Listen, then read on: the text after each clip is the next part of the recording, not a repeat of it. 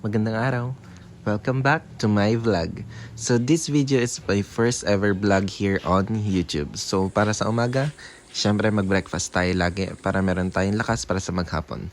After ng breakfast is nag-asikaso na kaagad kami para sa delivery namin ngayong araw kasi meron kaming pa-order at medyo madami siya.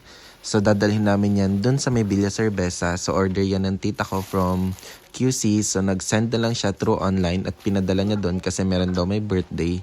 At speaking of birthday, so for today's video kaya medyo magana tayo kasi meron pong handaan mamaya. So dalawa po yun, birthday ng lola ko at birthday ng tita ko. So yung tita ko is dito lang yun sa tabi ng bahay namin at siguradong may handa yun. Kaya kanina ko pa iniisip kung anong kakainin ko. So deliver muna natin to saglit.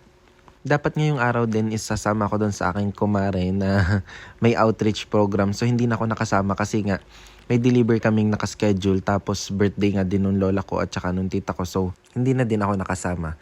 Pero guys, yung outreach ko po is medyo malapit na. So kung meron po mga gustong mag-donate hindi yan is i-PM nyo lang po ako or i-DM nyo ako sa messenger para na mapag-usapan natin kung anong goods or anong donation ang may bibigay nyo.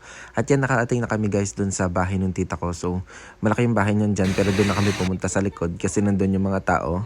So, nag-deliver kami, I think, 10 na small na milk tea at 5 medium, then 5 fries at nachos. So, na-deliver na namin dyan. At nung pagkabalik ko is, yan na, kain na guys. So, tinawag ko muna tong pamangkin ko doon at naglalaro sa buhangin.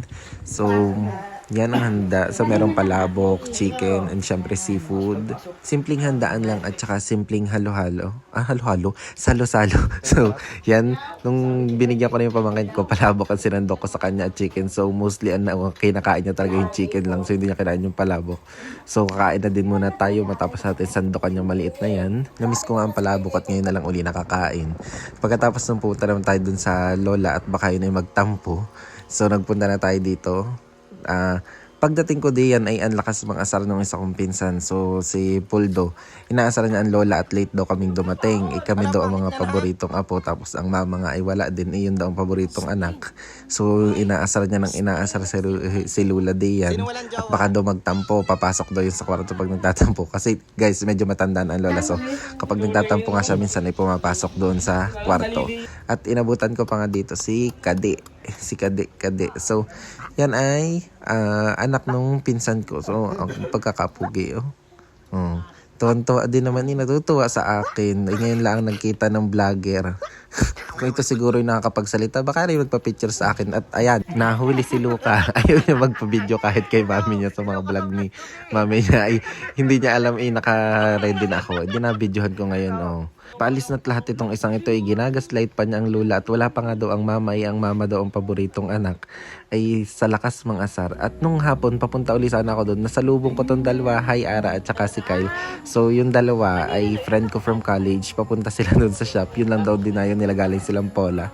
And yan na din na yung naging ganap sa gabi. Madami din kaming customer at halos 10 na kami nakapag-close. And that's it for today's video. See you again on my next vlog. Thank you for watching. Ay, guys, huwag niyo kalimutan mag-subscribe.